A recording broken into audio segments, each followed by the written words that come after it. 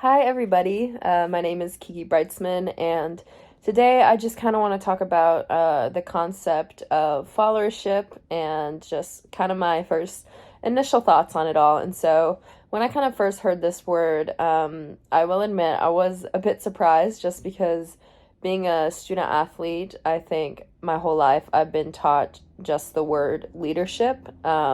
And so that just kind of pertains to always being a role model on the team. You know, you have coaches, everyone outside of you telling you to be a leader, be a leader, be a leader. And so when I heard the word followership, it kind of seems like a foreign idea a little bit to me. And so obviously, throughout the years, I've come to learn how important followership is in an organization to help it run well. But yeah, initially hearing the word for the class, I was just kind of like, oh, I haven't heard that uh, too many times in my life. But it kind of feels like to me that followership would be a little bit of a passive role, I would say.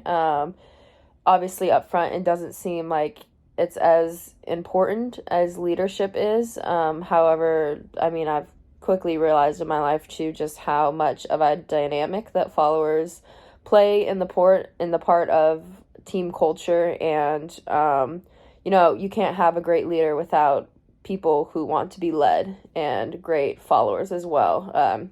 I guess a great example that comes to my mind, just in terms of my faith, is, Jesus and the disciples, and how, Jesus chose those disciples and they followed him, and, they just had a loyalty to him and they were great followers. And so, a couple people that I interviewed, the three people that I interviewed, I'll read their quotes. They had some interesting reactions, and so I asked them about followership, and the first one said initially that they thought followership had a negative connotation, just basically blindly following somebody else. But after they thought about it, they kind of realized that being a follower is just as important as being a leader, and it's kind of just about being a part of a team and working together towards a common goal.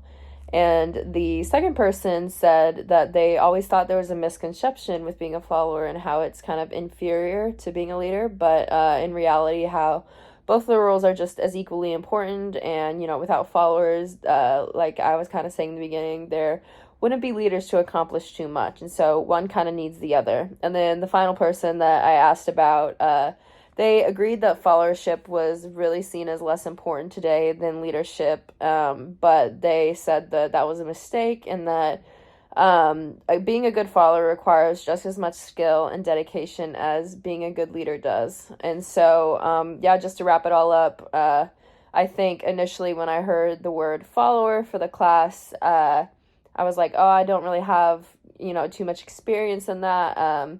Haven't heard that word a lot throughout the years, especially being a part of a sports team. But I think, I'm excited to kind of dive more into that topic, which is a big reason why I took the class, because, I think being a follower is very important, and just kind of how I've already stated before, you can't be a good leader without being a good follower and having followers around.